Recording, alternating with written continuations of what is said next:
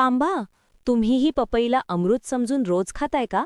पण सावधान, हीच आरोग्यासाठी फायदेशीर मानली जाणारी पपई तुमच्यासाठी विषाचं काम करू शकते.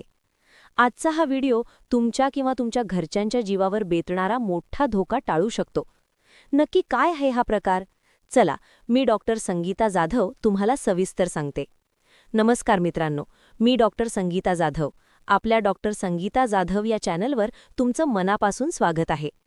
मित्रांनो, आपल्या सर्वांना माहीत आहे की पपई पोटासाठी अमृतासारखी आहे. व्हिटॅमिन ए, व्हिटॅमिन सी आणि पचनशक्ती वाढवणाऱ्या घटकांचा तो एक मोठा खजिना आहे. म्हणूनच एक डॉक्टर म्हणून मी सुद्धा अनेकदा पपई खाण्याचा सल्ला देते.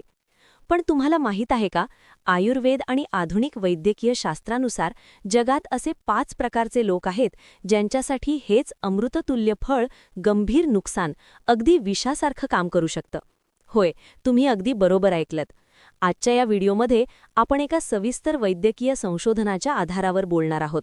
आपण फक्त ऐकीव गोष्टींवर नाही, तर विषशास्त्र आणि वैद्यकीय पुराव्यांच्या आधारे चर्चा करणार आहोत. जर तुम्ही किंवा तुमच्या घरातील कोणी या 5 गटांमध्ये येत असेल, तर हा व्हिडिओ तुमचा जीव वाचवू शकतो. चला तर मग या संशोधनाला सुरुवात करूया. 1. गरोदर महिला आणि कुटुंब नियोजनाचा विचार करणारे पुरुष. आपल्या या यादीत सर्वात पहिलं आणि महत्त्वाचं नाव आहे गरोदर महिलांचं. आपल्याकडे अनेकदा आजी-पणजी सांगतात की गरोदरपणात पपई खाऊ नये. विज्ञानही याला दुजोरा देतं, पण एका अटीसह.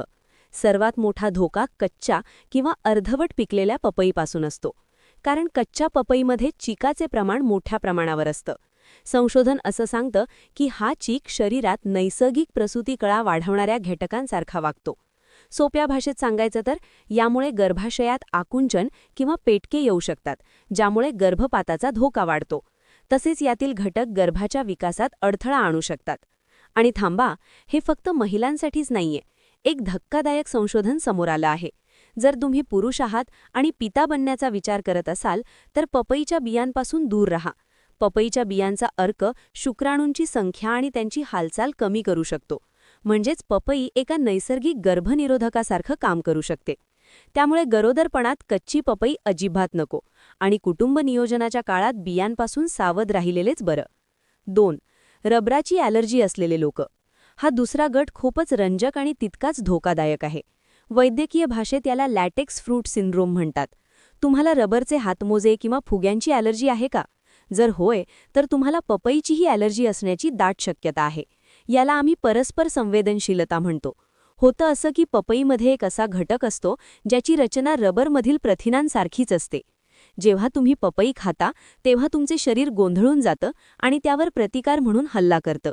याच्या लक्षणांमध्ये ओठांना सूज येणे, घशात खाज सुटणे आणि गंभीर प्रकरणांमध्ये श्वास घेण्यास त्रास होऊ शकतो. जर तुम्हाला किवी किंवा ॲव्होकाडोची ॲलर्जी असेल, तर पपई खाण्यापूर्वी आपल्या डॉक्टरांचा सल्ला नक्की घ्या. 3. हृदयाची किंवा रक्त पातळ करण्याची औषधं घेणारे रुग्ण.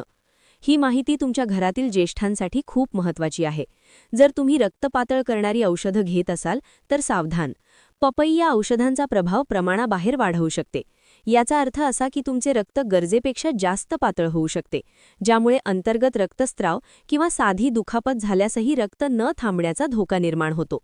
म्हणूनच मी नेहमी सल्ला देते की कोणत्याही शस्त्रक्रियेच्या 2 आठवडे आधी पपई खाणे पूर्णपणे बंद करा. या व्यतिरिक्त जर तुम्ही हृदयाच्या ठोक्यांच्या तक्रारीसाठी विशिष्ट औषधं घेत असाल, तर पपई त्याचे दुष्परिणाम वाढवू शकते. 4. मधुमेह आणि थायरॉईडचे रुग्ण.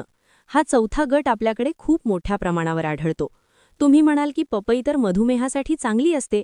होय, ती नक्कीच चांगली आहे, पण इथे एक तांत्रिक अडचण आहे. जर तुम्ही शुगर कमी करण्यासाठी कडक औषधं घेत असाल आणि सोबत भरपूर पपईही खात असाल, तर तुमची शुगर अचानक खूप खाली येऊ शकते. यामुळे थकवा किंवा चक्कर येऊ शकते. त्यामुळे आपली शुगर वेळोवेळी तपासत राहणं आवश्यक आहे.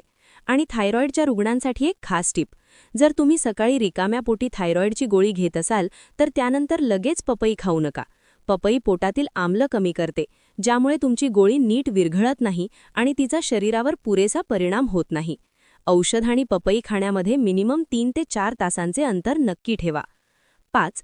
किडनी स्टोन आणि आयुर्वेदानुसार विरुद्ध आहार. हा 5वा आणि शेवटचा गट 2 भागांत विभागला आहे. Kidney stone. पपईमध्ये व्हिटॅमिन सीचे प्रमाण खूप जास्त आहे. जास्त व्हिटॅमिन सी शरीरात जाऊन स्टोन तयार होण्यास मदत करू शकते, ज्यामुळे किडनी स्टोनचा आकार वाढू शकतो. जर तुम्हाला किडनी स्टोनचा त्रास असेल तर पपई मर्यादित प्रमाणातच खा. विरुद्ध आहार. तुम्ही पपई शेक पिळ्याची चूक तर करत नाही ना?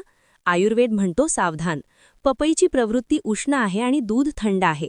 या दोघांना एकत्र केल्याने पचनशक्ती बिघडते, ज्यामुळे त्वचेचे आजार आणि ॲलर्जी होऊ शकते. पपई नेहमी एकटीच खावी, दुधासोबत कधी नको. निष्कर्ष.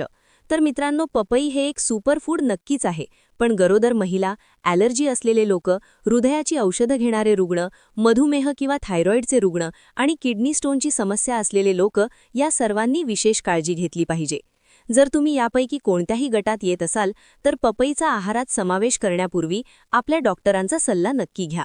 जर ही संशोधन आधारित माहिती तुम्हाला महत्त्वाची वाटली असेल तर हा व्हिडिओ तुमच्या कुटुंबासोबत आणि मित्रांसोबत नक्की शेअर करा.